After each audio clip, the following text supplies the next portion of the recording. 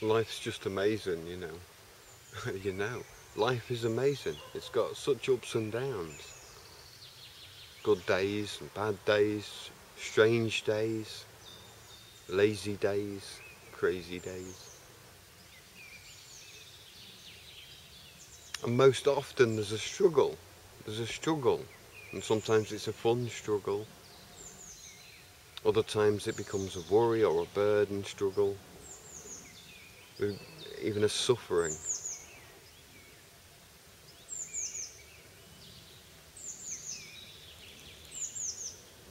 And we aim to remove all of that suffering from our lives and find a path that leads to comfort, to find a path that's safe.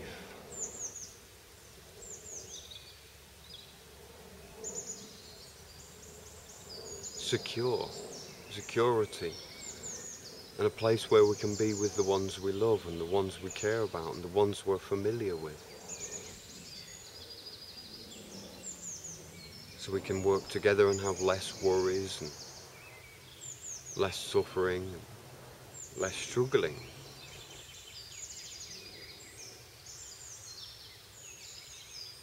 But looking at the foundation of the plan, you know, the driving force,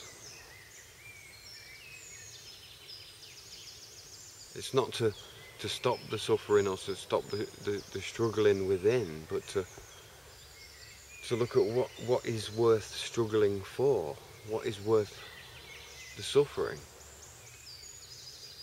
Because there's a lot of things that we struggle with in life that are not necessary. We don't need to struggle with them.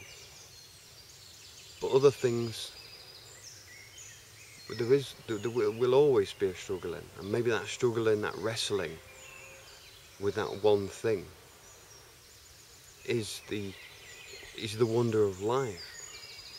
Like to play fight with that inner child and to wrestle until we've got no more energy. And it just feels good to be wrestling with the thing that you're passionate about. But not in a aggressive way, not in a attacking way, or not to defeat, but just to wrestle with it.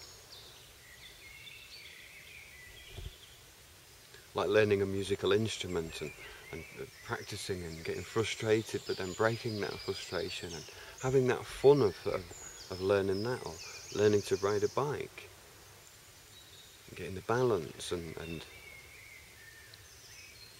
right, learning anything. You know, it could be seen as struggling, or it could be seen as pursuing a path of heart, you know, pursuing a passion. And when each one of us, each individual, each you, has the capability, the ability to follow his or her passion, your own passion, when you have that capability to follow your own passion, at least to begin that path, then life becomes much more fulfilling. And a lot of the things that you need are much more at hand. But it's not always easy. At the same time, you know, when we restrict ourselves and restrict one another and have some kind of value system, some kind of agreement system, some kind of unwritten mutual contract, then we bind each other to some false values. And then we imprison each other, we imprison ourselves in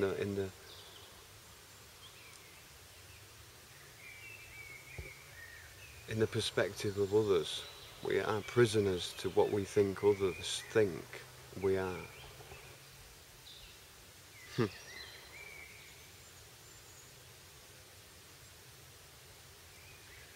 So struggling. Choose what you want to struggle at, I guess. Make it something worthwhile.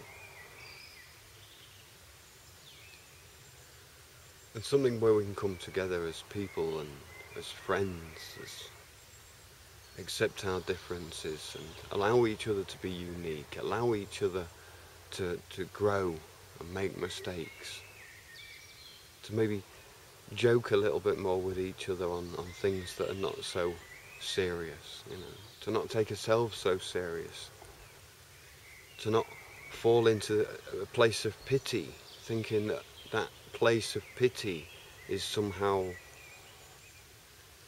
not selfish, because pity is one of the most selfish kind of standpoints to take.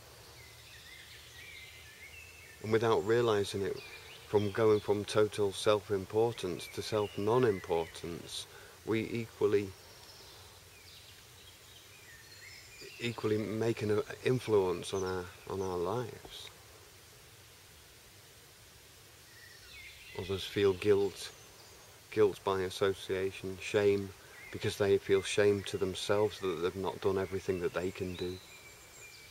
You probably also feel guilt or shame with some aspect of your life, and when others people hit that sore spot, you feel like you're talking about them, about you.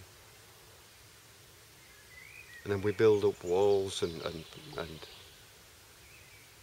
protection, and that shuts everybody out, and that shuts the light out and shuts the light in, and then nobody can see how much we shine, how much you can shine, how much I can shine, how much they can shine.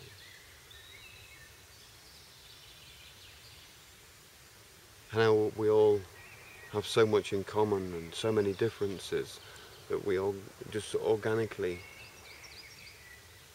find each other and connect through different medium, through internet, through talking and meeting each other in real life and in virtual life.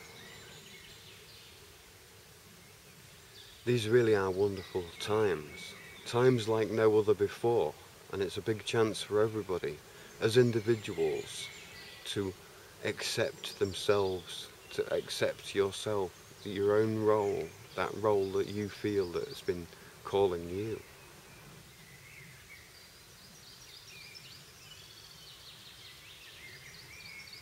And if that role is a loving one, you know that it's right. If it's like got love in it and not hatred and not seeing evil, not presuming and making judgments, but to be there to heal, to have that hand of a healer, and to know that that power's there to be used for healing, not to go around casting judgments at this stage.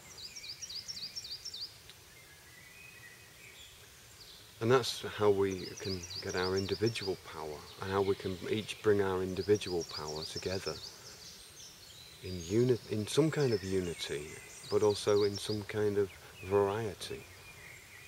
But lively, alive, live and connected. Yeah, thanks for watching, thanks for your time and that, and I hope there was something in those words that inspire you. You all inspire me, just the fact that you accept me and write such good comments and that. It shows me there's a way forward, and it gives me hope. And there's many things that I'd like to share, and step for step, like a music scale, like a musical piece. Okay, thanks for watching. See you later. Cheerio.